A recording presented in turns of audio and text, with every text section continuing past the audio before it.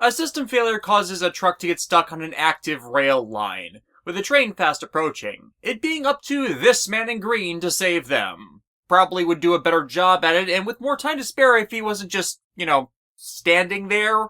This is Rika, Searchman's expected operator, military officer, and net saver from Sharo, who gets Searchman in and deleting the problem in 10 seconds flat, before even Rockman can show up to deal with it. Did none of the other bystanders have navies by which to do this themselves? Want to do their civic duty and help? No? See, this is why Neto got the net saver job. And sure enough, he did see the incident as it was happening, and decided to intercede, as he explains as he arrives for a meeting at Scilab.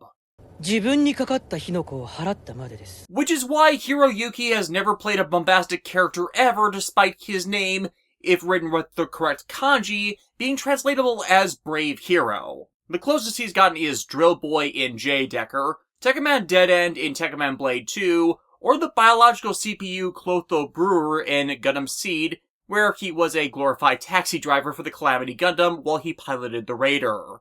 Normally the guy does support character roles like Makoto Hyuga in Evangelion, with him playing Rika, starting with this episode, actually being his second longest and most seen in a series recurring role, only topped by Omi Tsukiyono in Weiss Cruise.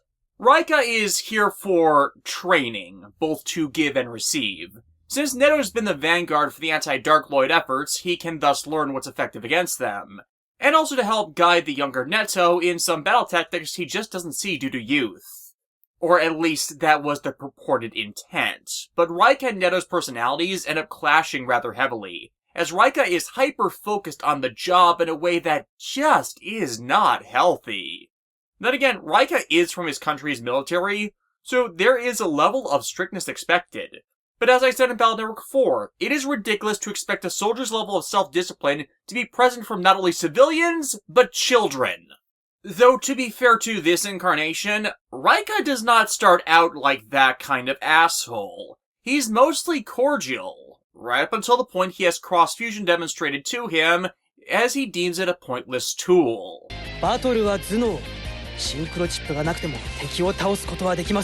See, they've tried that.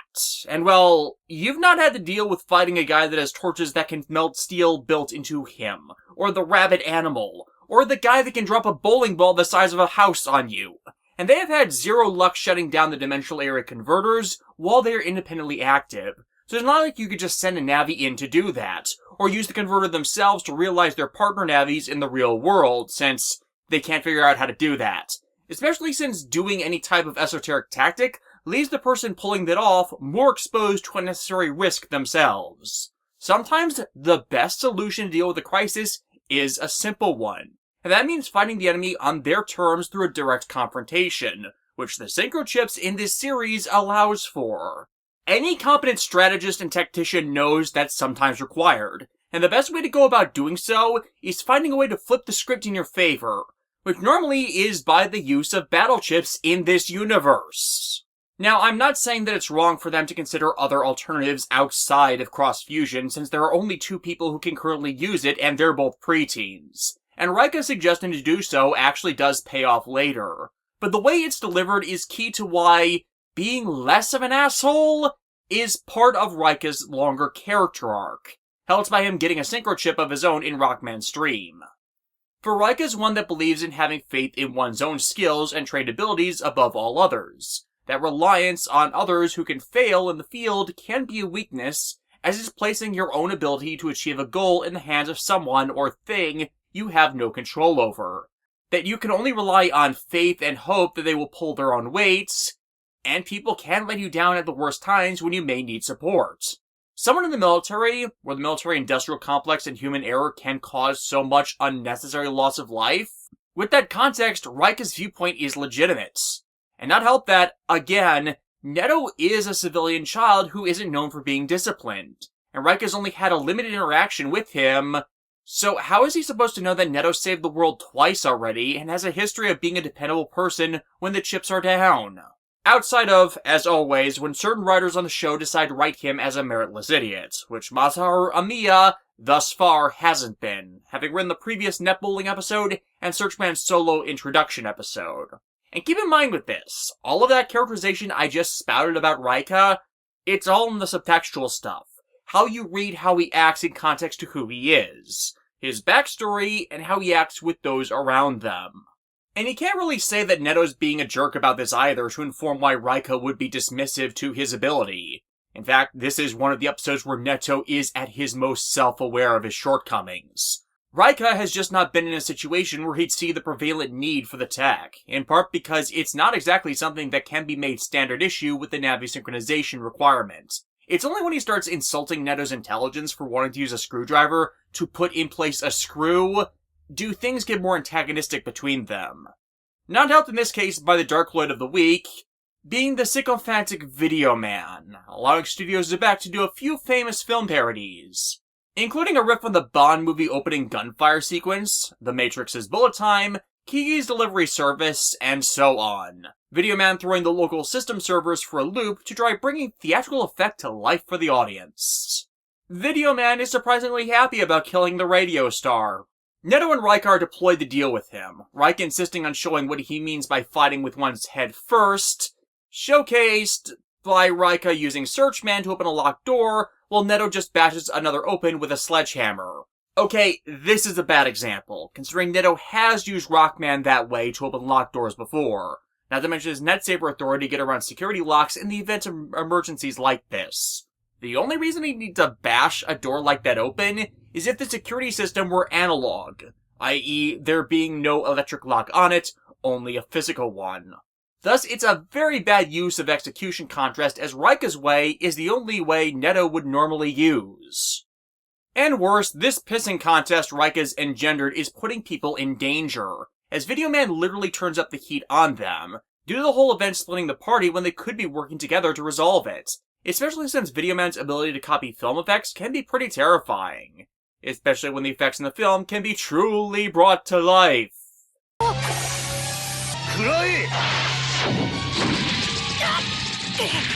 What was that supposed to be? Neto cross fuses, Video Man having missed their chance to interrupt it, while Rika continues to insist he can't fight without need of it and gets all the viruses Video Man summoned to chase him while Neto is occupied with the tape deck bearing a god complex. Man, it's a good thing superconductor electromagnetism entirely wipes videotapes, otherwise he'd be using it to fly all over the place and shock our heroes.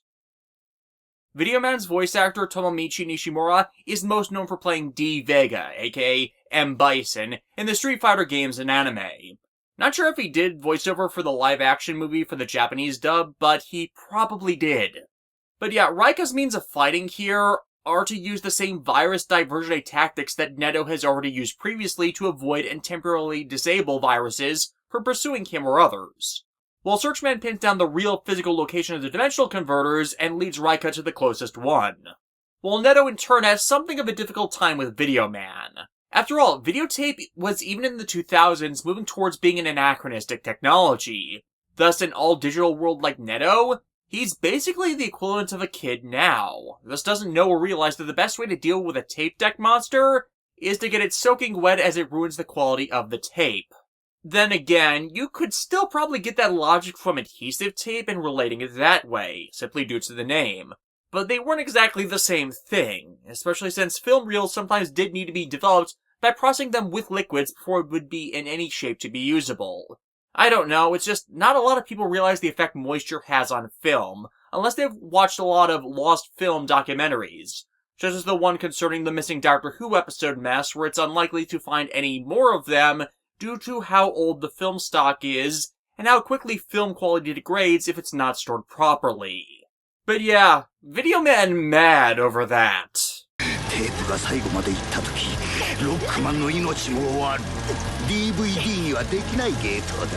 Please, you just haven't tried hard enough. But yeah, this is kind of an excuse plot made to prove Rika's points. But it also falters in that, as how Rika saves Neto from this is using Searchman's unique abilities to snipe through cyberspace to disable Converter's control core and shutting it down.